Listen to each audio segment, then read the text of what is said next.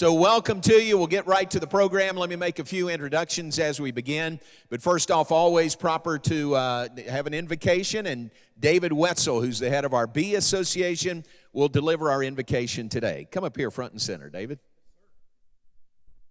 Do exactly what J-Mo tells me to do. So if y'all would, bow with me, please. Gracious Heavenly Father, we thank you so much for the opportunity to gather together, Lord, time of celebration, time of fun, and time of fellowship, Lord. We thank you for what sports can do relationship-wise, what you teach us through that. Lord, we just thank you for the opportunity to gather here today, Lord. We thank you for this food. Thank you for those that have prepared it. We pray you'll bless it to the nourishment of our bodies and us to your service, Lord. And God, what's done here today, we pray that it honors and glorifies you. And again, we say thank you and pray all these things in Christ's name. Amen. Thank you, David. We appreciate that.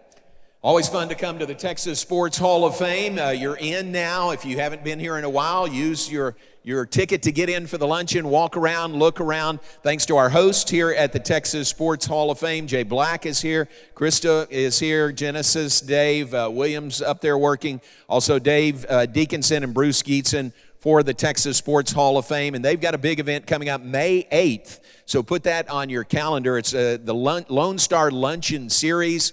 And it will be Rudy Tomjanovich, the former player and coach with the Houston Rockets. So that is May 8th, and there's flyers up at the front if you'd like more information about that. But let's give a round of applause and thanks to the Texas Sports Hall of Fame. We appreciate their hospitality as always.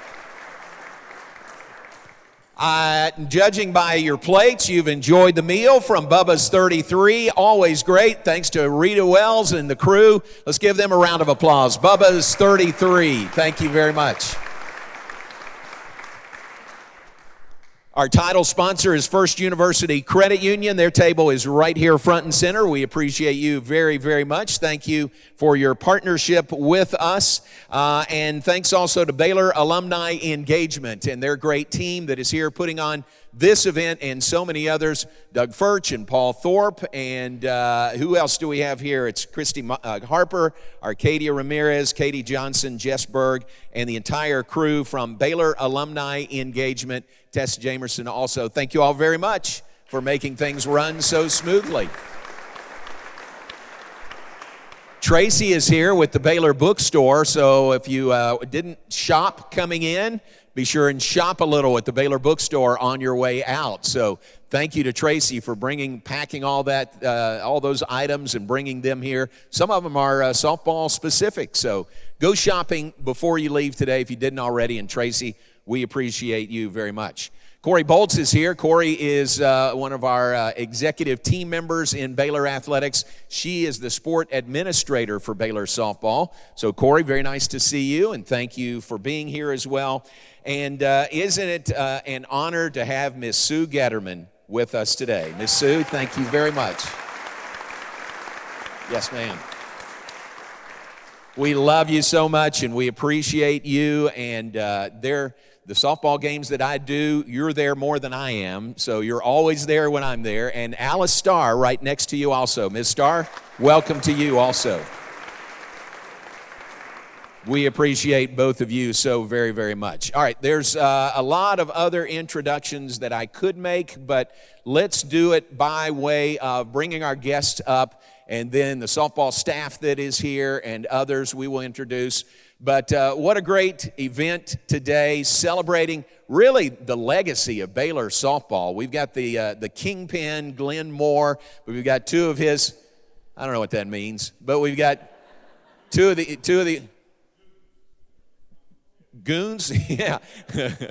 But two of the greats in Baylor softball history are with us today. They're both members of the Baylor Athletics Hall of Fame. So join me in welcoming Chelsi Lake-Reichenstein and Whitney Canion-Reichenstein. Come on up. Joined by the head coach for Baylor softball in his 25th season, Glenn Moore Reichenstein. So Glenn, come on up.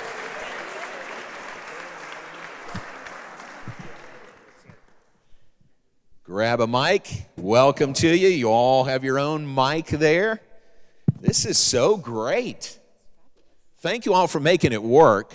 Chelsi and Whitney, you got kids here and you got work and you had to make all that work. thank you for being here. We're very happy to be here with our family and many of faces that we've known over the years. Okay, let me let you first off introduce your family that is here. Do I do the in-laws or you? Okay, so first we have the patriarch of our family, the wonderful Bill Reichenstein. Bill Reichenstein. Better known, his favorite title is Baba. And over the years, of course, we've met many of his former finance students as he was a professor here for 28 years? Yeah. And then my better half, Jake Reichenstein, class of '08. And then I have our oldest son, also Jake. With our last name, you can't be real creative. Jake Reichenstein Jr. Hey, Jake. How old's Jake? Jake is 12. He's 12. in sixth grade. All right. He, I believe, told all of his teachers yesterday he would be missing school today, and he understood he was responsible for the work he missed. And then our wild child, the life of the party, our little Chase Reichenstein. Chase, stand up. Yeah, Chase, 8 years old. Yes, and Chase is 8 years old and in the second grade. Nice. Guys, never let school get in the way of your education. We're glad you're here. We're glad you're here today. All right, thank you for that. Whitney, welcome to you. Thanks for making it work. You've got your family and kids here. Would you please introduce them? Yep. Let's start with the other half of the grandparents. Minerva Reichenstein, the best girls ever. The one that's wearing the better polo, the brother there, Luke, looks better in the polo. Same shirt. My husband, Luke, and then my son, Nolan, who is in first grade, made attendance today. Still made it for the 9:30 check-in and got here. And then the princess of the crew in the cheerleading outfit, Reagan, who will start kindergarten in the fall. Love it. The cheerleader with pom-poms. New pom-poms today, I think, right? We have like 20 at home. You bought more? You need more. Okay. Very nice. All right, anyone not named Reichenstein in the room? There are a few others, but what a legacy. Bill said to make the point that both his boys married way over their head, so that's a compliment to you. Compliment to you. Glenn, glad you're here. We appreciate your time, and you played last night. You're going to play again tomorrow, but thanks for making time in your schedule. Would you introduce, if you don't mind, your wife first off, and your staff that is here? Thank you. It's good to be here. I really appreciate you doing this. You guys doing this for Baylor softball. It's these are the legends right here. So I'm excited that they're back here with us, and I know we'll talk more about that later. But of course, my beautiful wife is Janice right here in front of us, and The best softball mom been ever. my partner in crime for a long time, and 25th year here at Baylor. So got Coach Hoot Jonigan, our assistant coach, and Megan Weldon Diaz, who played here and is assistant coach with us, and our associate head coach is Coach Brittany Newman. We also introduce our Diamond Club president back over there, Debbie Dewey. She doesn't get paid that well, so she's, yeah. And Danny Price is back over here in the corner somewhere too. So I almost forgot you, Danny. Thank you, Janice. It's a good group. Terrific. 25th year for Glenn. He's closing in on 1,000 wins at Baylor. He's got 1,000 overall, but closing in on 1,000 at Baylor. All-time winningest coach in all sports, any sports at Baylor, this man right here, Glenn Moore.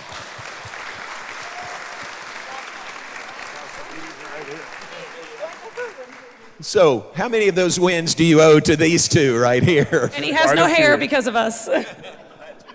Yes, that's true. Very true. Thank Wait, you. but Thank you for acknowledging. which year really made you lose hair? That's the real question. What was the question? Which year Which year? Which year? made you lose all your hair? Oh, I would have to say the 2006 year. That was probably, Can confirm.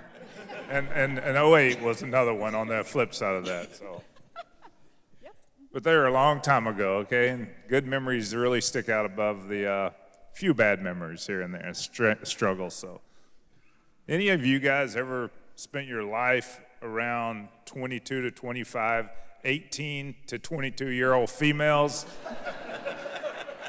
I'm just happy to still be alive right now. Some of us are 24 when we're still at school. True. All right, y'all just carry on. I'll just sit here and listen. That's good. This is good. What do you, let's start with this, Glenn. What do you remember about recruiting Chelsi and then Whitney? Oh, let's start with Chelsi. As everybody was recruiting her at that stage of the game, we were still trying to get a big name recruit here, because we were kind of cranking up the program. And certainly, thanks to the Getterman family, we had something to show them that was pretty appealing. And Nebraska and A&M, we're really worried a little bit about A&M at the time with her. And I can't tell you she can speak to what won her over to Baylor, but I can just say that she helped put us on the map in a hurry. A lot of walk-off home runs, big-time hitter out of Keller, and it was a big celebration when she called and committed to us. So, Coach Lumley worked really hard in recruiting her, and probably if I had to, Coach knew him as well, everybody did, but if I had to really give credit to who recruited her the hardest, it was Coach Lumley. But he was a hitting coach, so he wanted her on his resume. So, of course, with Whitney, the same thing, to get a pitcher of her caliber. We had been watching her for years and years. Recruiting now is so much different. I can't imagine the amount of NIL money these two would be getting right now if they were playing. But Whitney was, even after she committed and signed with us, people would constantly come up to me and talk about their fear of having to face her the next 4 years. And I remember Rich Ligman in particular talking about it and how good she was. And I don't know if they realized or any of us realized how good she would ultimately be. You can't really tell that early on in recruiting, but after she signed, it was pretty evident that she was going to be special, and certainly came to fruition. And I got a few pay raises because of these guys up here too, so thanks. Chelsi, the story is that you had a tough decision. It was either going to be Baylor or A&M. And luckily the Lord spoke to you in a very positive way. But That's literally what happened. okay. Well, confirm that story. So I went on recruiting visits to Oklahoma, Nebraska, Texas A&M, and here, I think in that order. Fun story about Nebraska. At the time, this was back in 2002, so this was not recent. They were the only Division I program in the country that had coils underneath all of their fields. That way they could heat up the grass when it was icy. And the Colorado Rockies were the only professional team. And my father was on my recruiting visit with me, and as Rhonda and Jen and Sipple walked off, my dad kind of pulled me back and pointed out, he goes, "Hey, honey, if they have to heat up the grass for you to play, probably not the spot for you." Yeah. They don't do that in Keller, do they? No, we're good. Went to A&M, went here, and sat down, made a pros and cons list, Texas A&M, Baylor, and I literally, there were great things about both. And I mean, I think to this day, I think A&M is still a great program that, at least when we were in college, we had a good relationship with A&M. I think. Okay, so that changed.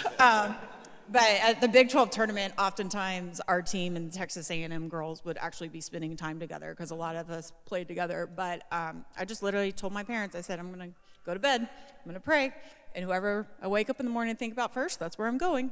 And they went, okay, we go for it. And I woke up next morning, I said, thought about green and gold, going to go be a Bear. Nice. So that's how I ended up at Baylor. Obviously, had a terrific, I like to tell people I squeezed 4 years of college into 5. It does help that my sophomore year I met that guy, and he was a year younger than me. And as Coach Lumley called him, he was the all Big 12 frontal toss. Jake would often come pitch to me so that Lum could coach me. And often at camps, Lumley would introduce him as the all Big 12 frontal toss, and all these little girls would be like, oh, wow, you're so lucky that's your boyfriend. I'm like, I am. for that reason. So, it was just a very special time to be at Baylor. I was so blessed to watch our program go. And I know when I was recruited in '02, y'all had that incredible season and didn't get invited to the NCAAs. And some of the girls from the team ended up becoming some of my closest friends. Kristen Vitek, Carrie Learberg, Kimmy. Who else? I loved that class so much. They were so fun, the '05 group.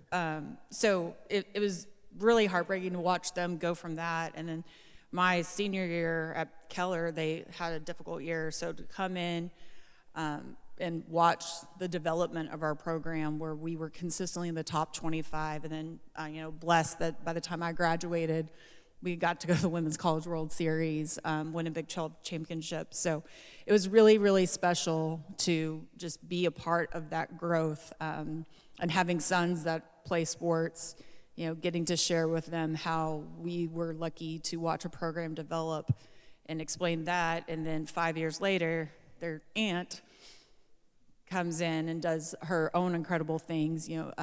It's funny, people are like, oh, you have a pretty impressive resume. And I'm like, well, you should see my sister-in-laws. Because I like to tell people that the Alumni Association was going to rewrite the rules that you could come into the Hall of Fame after 5 years instead of 10, specifically for her, because she deserved it. So, but you got in your 10, so we're good. So, very special. Very nice. Great story. Glad the Lord spoke to you and led you to Baylor. Whitney, what was your recruitment like coming out of high school, out of Aledo? Great success there. So it was, honestly, I always wanted to go to OU. I had always gone to their camps every summer. And then some of the teammates that I was on the select program with had committed to Baylor and started getting recruited by them pretty heavily then. And visits that I went on were OU, Baylor, LSU, A&M, and I had a few more scheduled. And it was December 16th. What day did you get married? I committed the weekend she got married. So that was pretty neat. But I had been to those places, and to me, Coach Lum had taken me to the business school. I knew I wanted to be a business major. Just coming onto campus and honestly just seeing it, and softball had its perks, but seeing the campus and being here, like when people say you go there and it feels like home, that's what Baylor felt like to me. And it wasn't a hard choice for me at that point, and then committed sitting in his office that day. It's a pretty good wedding gift for Britt and Josh, I would say, for you to commit at their wedding or that wedding weekend. You talked about, so the years 2004 to 2007 for Chelsi, 2009 to 14 for Whitney.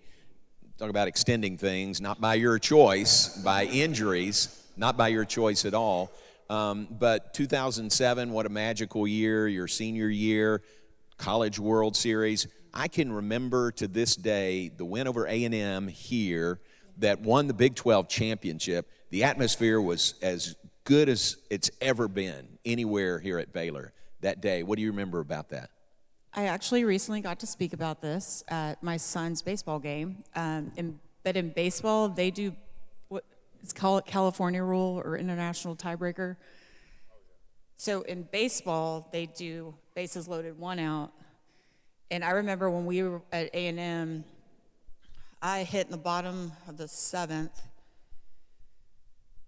And I got on, and I was taken out, obviously. I went fast. It's okay. And I'll let that one slide. Okay. But I don't know. So I talked about this because then when it came back up and we were in international tiebreaker, I was on second. And I remember you, Lum, and Brandon really struggling if we were going to put me on second, because if we took me out, I wasn't able to play the rest of the game. And, I looked at them and I was like, hey, we got to win. I get it. Take me out. And by a miracle, I actually was able to steal third and steal home. And what's great is the angle of the video was from the end of the dugout, and you see Brett Reagan really, really much closer to home plate than she should have been. because she knew I was going to be safe. And what's great is Jake is in the background, and he jumps really, really high, and he's trying to give the twins, Tiffany and Nicole Wesley's dad, a high five, and he almost like falls on top of him. Because obviously we watched that video multiple times in that moment, and that was such a big deal to beat A&M. We had such a great rivalry with them, and to go back and forth, it was just, it's a day I'll always remember. Oh my gosh, I'm blanking on his name. It was Deal and Derek Collins. Thank you, because Collins was in a wedding that day, and during our warm-up, we had a very specific routine that they would do. Collins comes out, and he's in his wedding gear with his Dr. Pepper, and he has to give everyone a high five. I mean, we stuck to, because he had to miss the wedding because, didn't we have a rain out? So it got moved? I'm just thinking about your comment that you stole home. I just...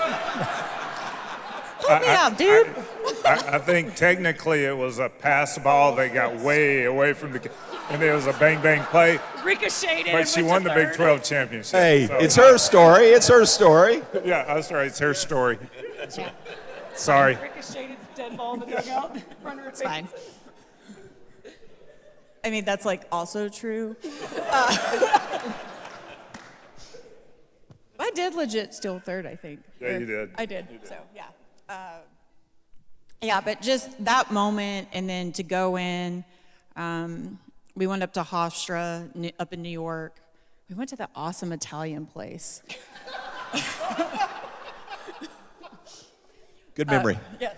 And then we came back and we hosted Michigan, and just, I will always remember that moment, that last pitch. The girl popped it up, and it was kind of between Fergie, me, and Ashley. And just that immense moment, and when Ashley caught that ball, just remembering that we won a Big 12 championship, we were finally going to the World Series, and to accomplish the goal from the day I stepped on this campus, it was just surreal and so special. Wow, very good. Technically it was a pass ball, I'm sorry. But Amanda Scarborough was the pitcher, so you see her in a lot of ESPN's coverage of college softball now, and she's doing well there, but she was the pitcher and had a great year, and that's who y'all beat to win the Big 12 championship. It was outstanding. Yes, and that's who we lost game 1 to Arizona, and then beat her again at the World Series. At the World Series, yeah. right. So right. that was, and one of my friends, Lisa Goriski, I beat her at state our senior year when she was at Bryan and I was at Keller, and then beat her at A&M at the World Series. I know, she's always like, I don't know why I'm friends with you. You keep ending my career. Terrific. So first ever Baylor appearance in the Women's College World Series was that team, 2007. Also, your first 4 NCAA regional appearances were your 4 years, Yes. right? Yes, me and Lisa Ferguson, one of my dear friends, one of my favorite teammates of all time.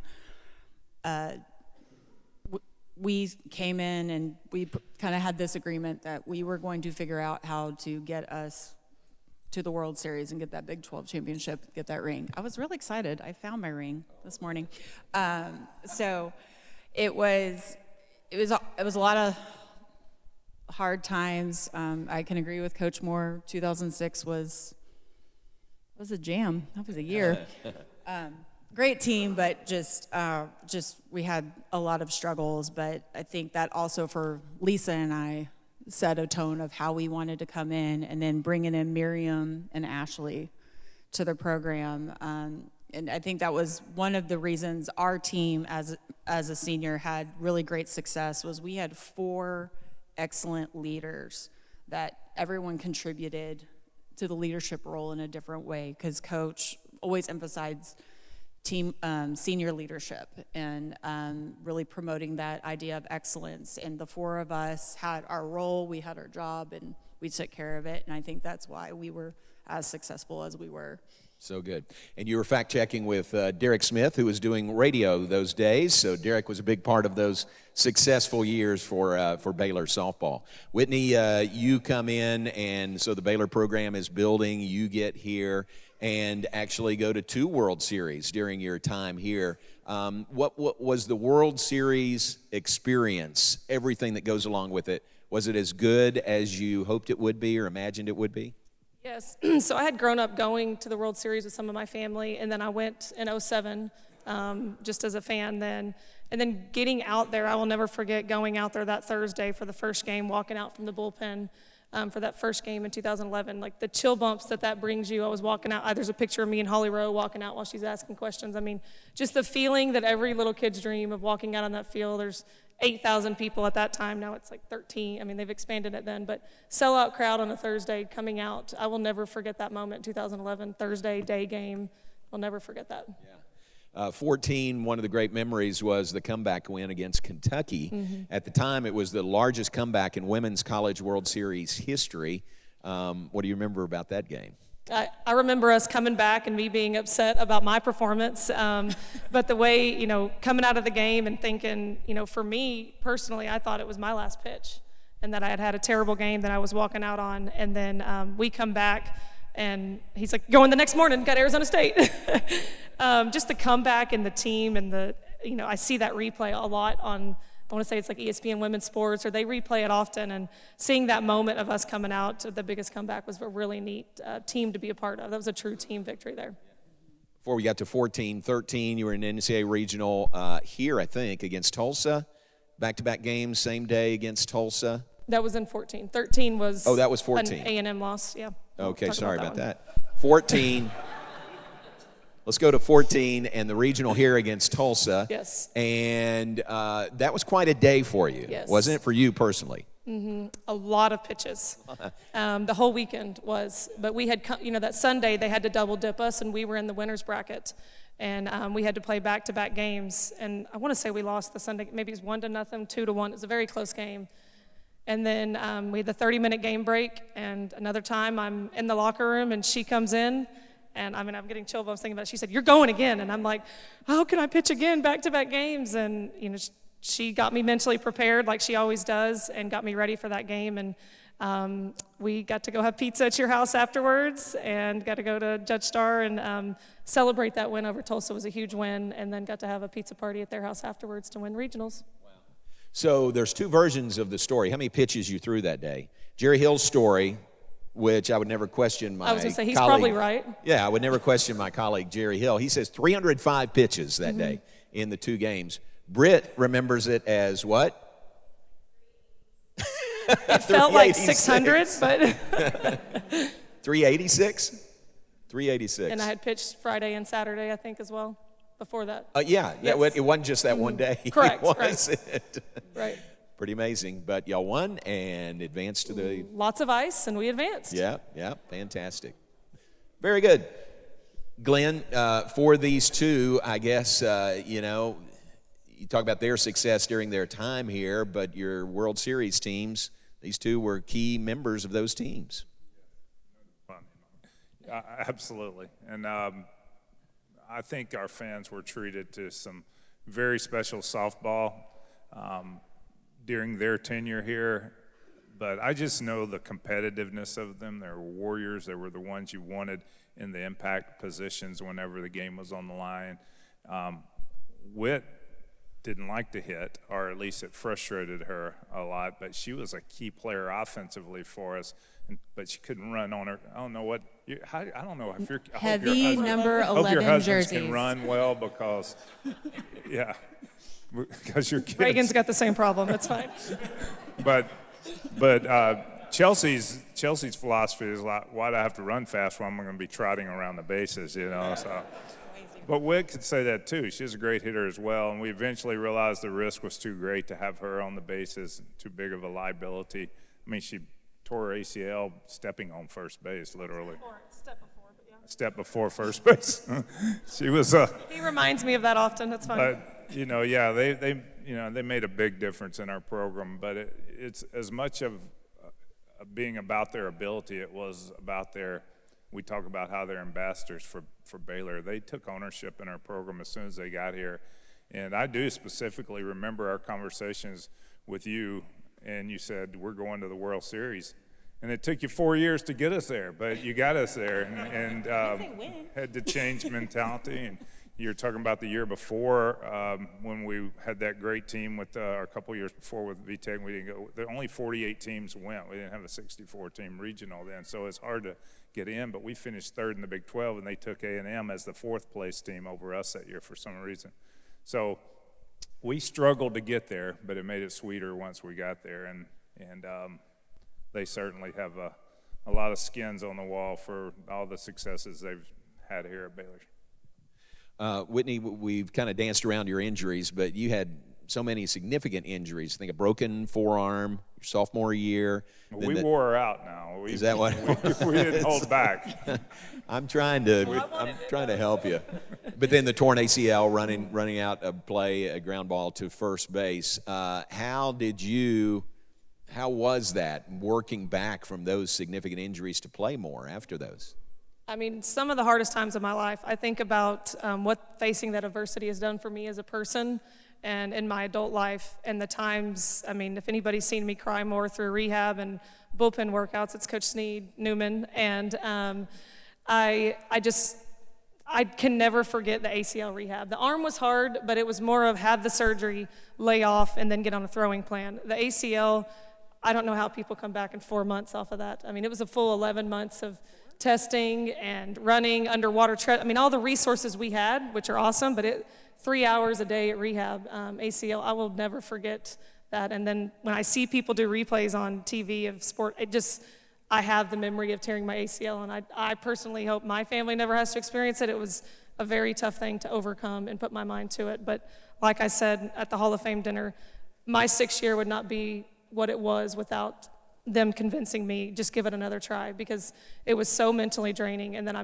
I will forever be grateful of the time that I took and the trust for my 6th year, and did the master's program, got some of my sports management professors here that took me through my master's program to get that 6th year of eligibility. Chelsi, I don't remember any major injuries, but you had that big position change. You were a first baseman for a couple of years, and then what was that conversation like when they moved you to catcher? So sophomore to junior year, the 3, 4, 5 hole is Tessa Lynham, me, and Ashley Monceau. Tessa's back was about 80 years old. She had a horrible back.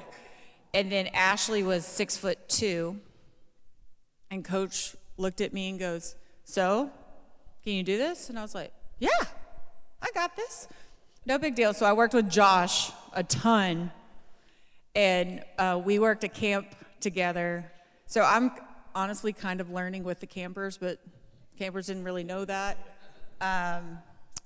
And so just over time, it was just one of those things, though.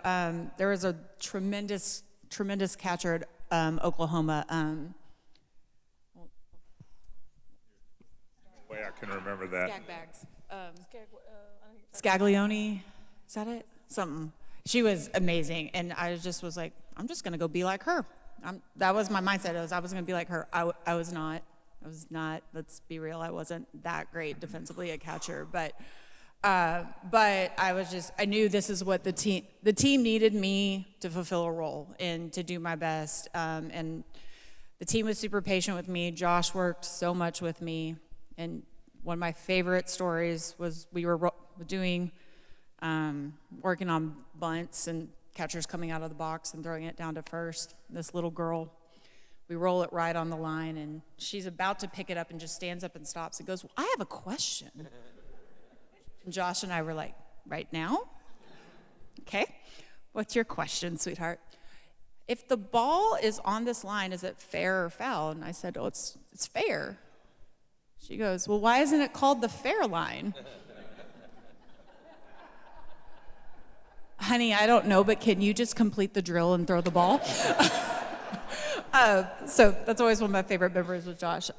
So yeah, it was just one of those things where the team needed me to transition into a role, and I loved it. I loved it. A lot of times to give our catchers relief, we would coach would have the non-catchers catch bullpens, and VTech VTech was kind of my biggest cheerleader. VTech was like, girl, I think you could do this. And I was like, okay, let's do it. And then I got the opportunity to, and I really did love it. Nice. Very good. You, you introduced Jake, your husband. He played football here. How did y'all meet? What was that like? I was in study hall. There was a... Okay, that's good, because that's what Jake said. You were in study hall, and I said, I want to confirm that. True story. No offense. Hold on. Okay. Oh, there's more. The Jake part's coming. Hold on. Okay, good. Okay. The Jake part's coming. So I was a sophomore, and there was a freshman on the team that was kind of a academic liability.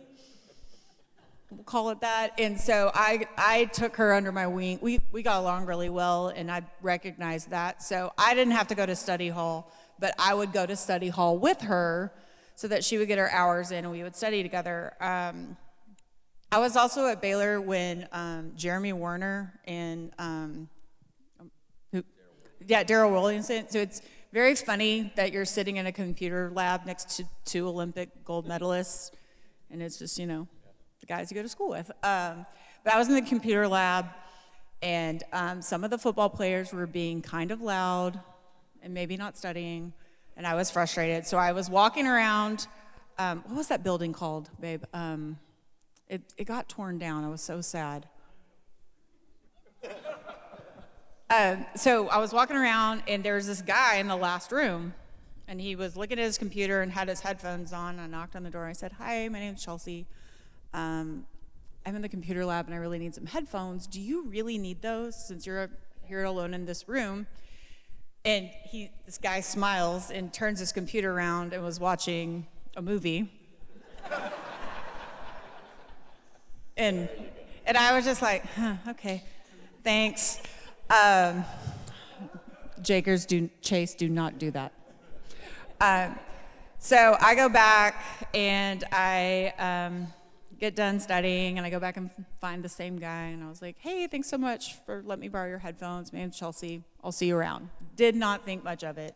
Apparently, I found out later on that really made me beautiful to him, that I returned these headphones. Apparently, that was a really key. And then we became friends. And he invited me to the Baylor A&M basketball game. That was the year the girls won their first national championship, and we were at the game, and he's like, I haven't been to a girls game all year. And I was like, oh, and you just had to come invite me tonight because you like me? And he didn't talk to me for about 10 minutes. And then our first date was, we played in Vegas. I can talk a lot more than Whitney. She's used to it.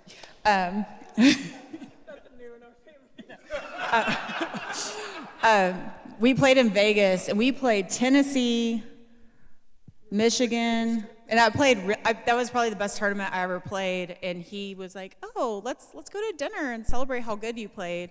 And as I was flying back, I realized it was Valentine's Day. And then I was like, "Oh my God, I don't want to do this." And Nicole Jackson, who grew up with him, was like, "No, you said you would go. You need to go." So it was very awkward because we were at Shoguns. It's not there anymore. And there was a married couple, an engaged couple, us on our first date, and like a couple that had been dating for 3 years. And they had us spell I heart, the Benihana guy spelled I heart you, and the rice was having everyone kiss, and I was like, no. So, but obviously 20 years later, it all worked out. So we have 2 awesome, beautiful boys and great families. So What a great story. It all worked out. Could you repeat that again? Okay. You didn't hear it. It wasn't in the mic, but Chelsi said, I talk more than Whitney, and Whitney said, duh. So you might think, so you're with Jake, he's got a brother, but you didn't really introduce Whitney and Luke. No. Zero.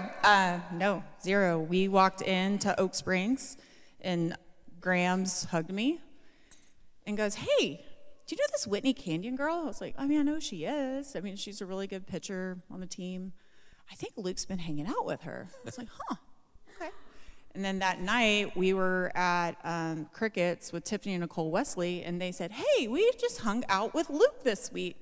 I said, why'd you hang out with Luke? Oh, I think he's like with Whitney. I was like, I noticed a pattern. Whitney, your version of that story? Yes, Megan's version of Luke and Megan Weldon Diaz were in business school together, and Luke got my phone number because Megan's phone was dead, and we went to the Pizza House in West for the first time, and then it's been history since. And Megan and I went and bought dresses because we were both injured at that point and we're just being fun, and Luke said it was false advertisement because he didn't see me in a dress for 10 years after that. Next time was a wedding. That's funny. The old our phone is dead. I need that number trick. Very good. Very well played. Well, you both are now moms, and your kids are here, which is terrific. I'm glad y'all are here today. What's it like for both of you to be moms of kids this age that are playing sports, baseball and or softball? What's that like, given your background? Whitney? See, he wants me to talk first here. Yes. Well, we're helping coach both. So Nolan is in 8U coach pitch baseball, and Reagan, I am coaching softball, and it's a lot. And coaching 6 and under softball girls, who half of them don't know where to go with what to do with the ball. But it's really fun. Luke got on to me last weekend because I was yelling at Reagan's playing pitcher, conveniently. Reagan, pitcher, go to first. The third baseman, I would say their names, go to third. In each position, I'm reminding them each play. And then I'm like, outfield, stand up.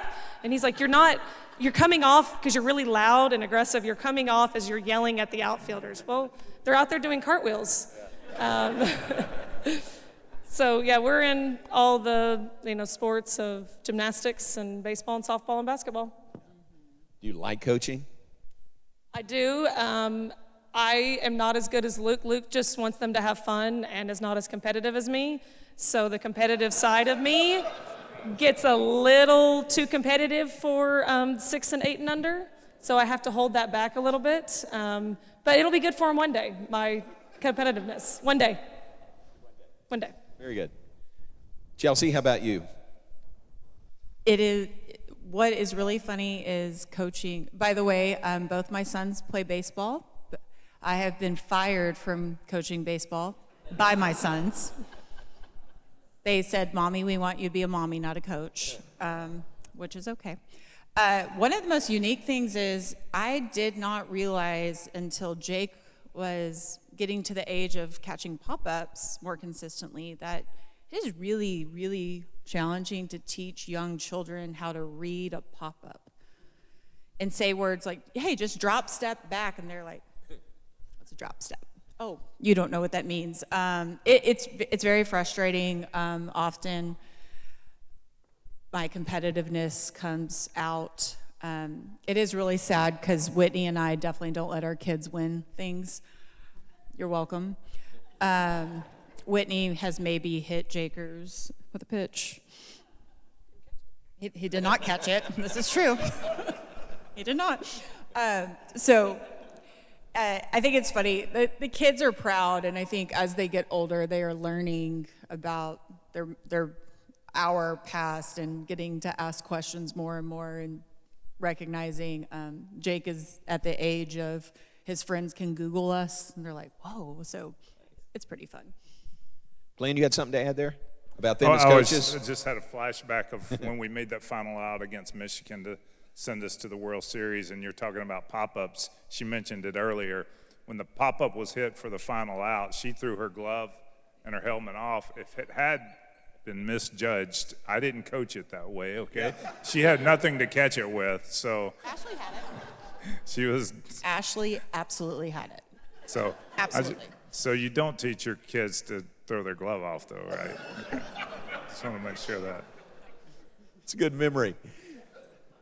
Glenn, well, what's it's it in like? all of our highlight films. That's not there, yeah. With Glenn, with Derek making the call, I think, in the background. So, go ahead. Glenn, you have coached so many student athletes during your time. What's it like now to see these two that you coached and they were so successful, but to see them as moms and see them now coaching their kids? Yeah, it's a joy that I didn't know anything about whenever I went through all the coaching methods classes that, you know, then teach you what it would be like to, for your kids, your athletes to go on and, you know, into life and see them have so much success and know that you had a small part in it, and our program did, and Baylor University, obviously a lot of credit, most credit goes to their families, but to have a small glimpse of their life and what they did, they changed my life and they changed our coach's life, and to see how successful they are and the joy, how they handle their challenges. I'm sure there's some, you know, and they're just so successful. I'm so proud of them, and I know this is a product of Baylor, and makes me proud of Baylor as well. So, yeah, pretty Very proud. well said. All right, final thought from both of you. You're wearing your, what do we call that, medallion? Pendant from Baylor Athletics Hall of Fame. Both are Baylor Athletics Hall of Fame members. Very deserving.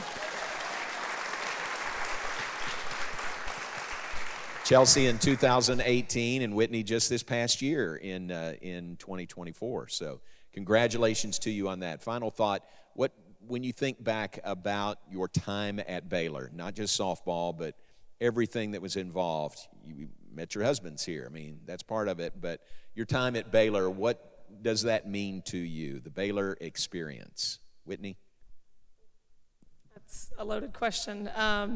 You know, you just think about what the softball program and the school did for you going into life in the real world.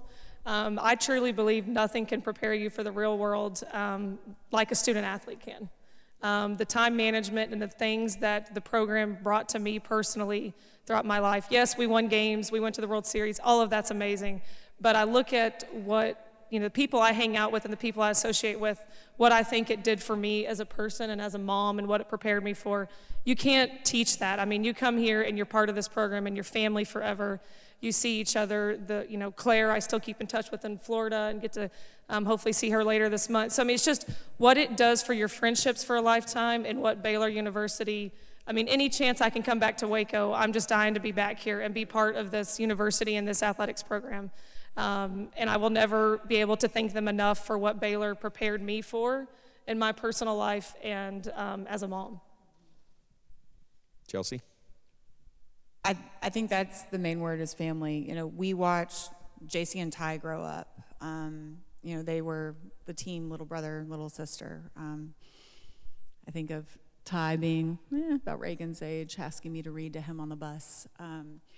But just how we took care of one another. And as adults, I guarantee you, I haven't seen some of my favorite teammates in a long time, but I guarantee you if we all came back together, it would be like nothing ever changed. It would be going back to 2007, 6, 5, 4.